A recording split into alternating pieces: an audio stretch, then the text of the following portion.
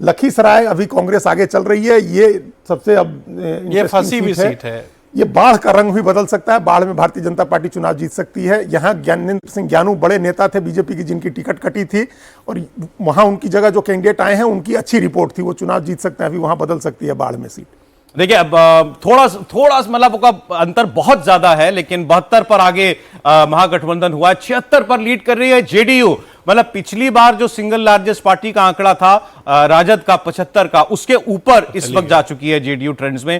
69 सीटों पर भारतीय जनता पार्टी वो अपने प्रदर्शन के लगभग आसपास ही है। 74 था पिछली बार, इस बार 69 पर वो ऑलरेडी चल रही है।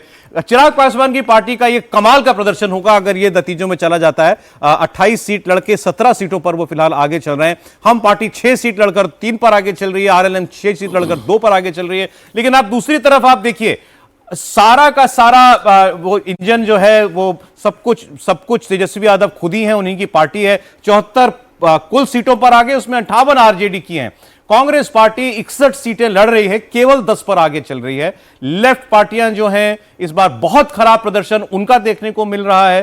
उनकी भी काफी खींचतान रही, कई सीटों पर फ्रेंडली फाइट उनकी वजह से भी हुआ। 5 सीट पर मात्र वो आगे चल रही है। वीआईपी तो ऐसा लग रहा है कि उनका जैसा जितनी जद्दोजहद से उन्होंने खुद को डिप्टी सीएम का उम्मीदवार घोषित करवाया था, ऐसा लग रहा था कि मतलब यही तेजस्वी यादव के भाई यही होंगे जो सब कुछ करेंगे महागठबंधन में। सोर्सेज के द्वारा जानकारी मिली कि उस समय तेजस्वी यादव ने अपने कोर बैठक में ये कहा कि इस व्यक्ति ने मुझे कहीं का नहीं छोड़ा।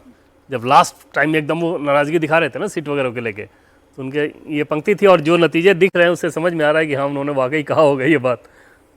नहीं, उतर नहीं रहे थे कमरे में। मौर्या होटल में प्रेस कॉन्फ्रेंस 11 बजे होनी थी और सब 11 बजे पहुंच गए। कांग्रेस के नेता पहुंच गए, आरजेडी के नेता पहुंच गए, मुकेश सहनी ऊपर अपने कमरे में बैठे, उतर ही नहीं रहे थे। और चूंकि पिछली बार हो चुका था 2020 में, उसी मौर्या होटल की प्रेस कॉन्फ्रेंस से उठ करके चले गए थे मुकेश सहनी और जाके सीधे एनडीए में शामिल हो गए थे। तो ये था कि उतरे और प्रेस कॉन्फ्रेंस में बैठे, इसलिए मुख्यमंत्री तो घोषित कर दिया, लेकिन उसका कोई फायदा नहीं हुआ। इस बार अजीत जी जगह नहीं थी एनडीए में, अगर वो वरना वो चले जाते। बिल्कुल होती तो इस बार भी एडजस्ट कर लेते, 7 सीट दे करके भी एडजस्ट कर लेते, वो 7 सीट पर भी। अजीत जी बार बार मैं कह रहा हूँ कि तालाब में डुबकी दोनों ने साथ ही लगाई थी, तो डूब तो दोनों साथ ही रहे ना, दोनों अलग अलग थोड़े डूब रहे हैं।